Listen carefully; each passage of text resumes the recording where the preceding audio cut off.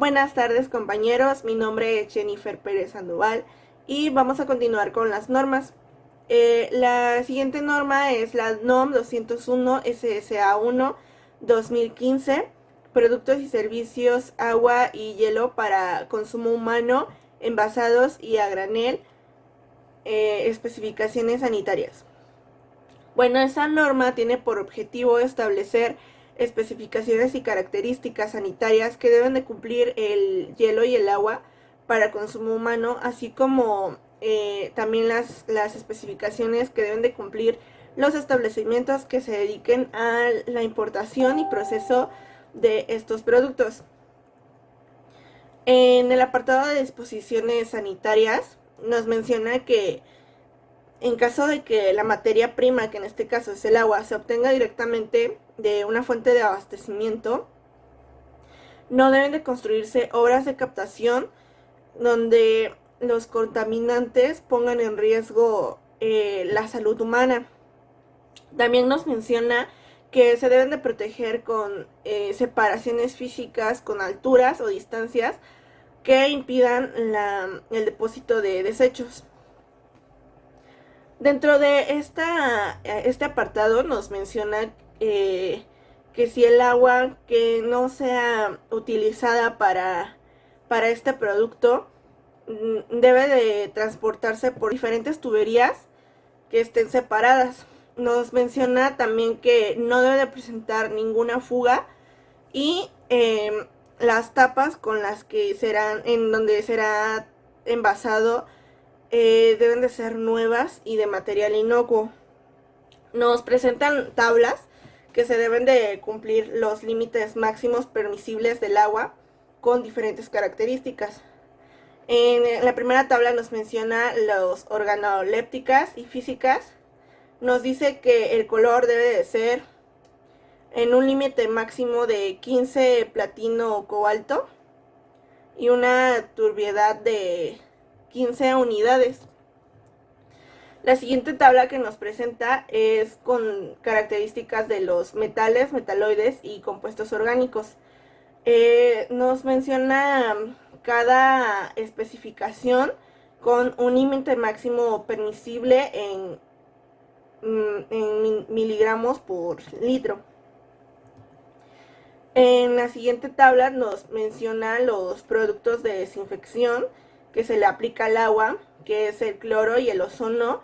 Nos tiene igual cada especificación de estos, igual nos pone los límites máximos permisibles, o sea, deben de tener, en el caso del bromoformo, el 0.1 miligramo por litro como un máximo.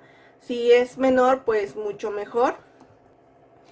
En el control sanitario del agua y el hielo para el consumo humano se debe contar con un programa de muestreo. Este debe de indicar como mínimo el número de muestras que deben de examinarse, el tamaño de estas muestras, el método de análisis empleado y su sensibilidad. El número de muestras y cantidad de microorganismos que se harán en el lote se considera inaceptable o fuera de las especificaciones. Esto nos quiere decir que debemos de tener una muestra considerable para poder ser aceptada o, en dicho caso, rechazada, pero también deben de ser analizadas cada una de estas muestras y deben de cumplir con los límites que ya mencionamos en las tablas anteriores. Para el procedimiento y evaluación de la conformidad debe de ser realizada por una persona capacitada y que tenga los conocimientos y facultades para hacer estas evaluaciones, y pues esta persona va a ser quien diga si esta agua puede ser para consumo humano.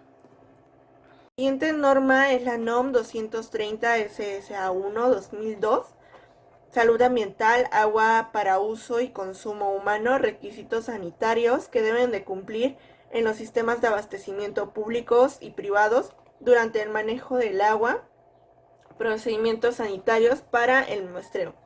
Esta norma nos va a decir cómo debemos de considerar la ubicación y la protección para el abastecimiento de agua.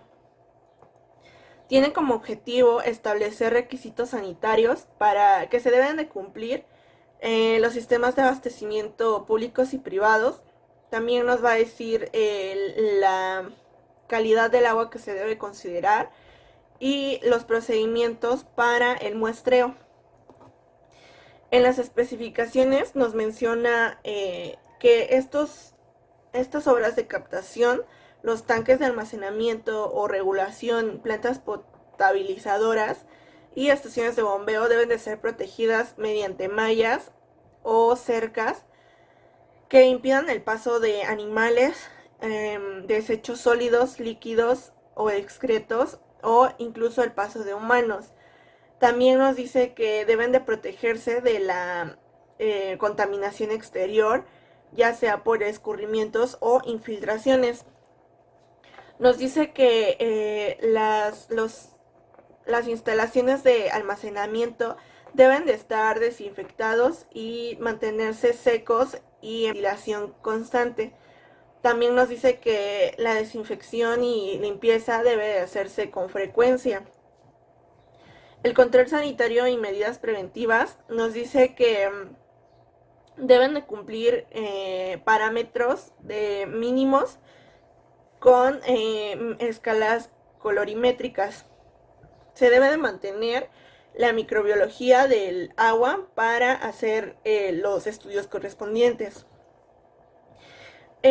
Para el procedimiento sanitario para el muestreo nos dice que se debe de tomar el agua directamente del grifo o las válvulas, pero antes de tomar el agua se debe de dejar correr aproximadamente unos 3 minutos para que el agua de las tuberías haya sido totalmente renovada.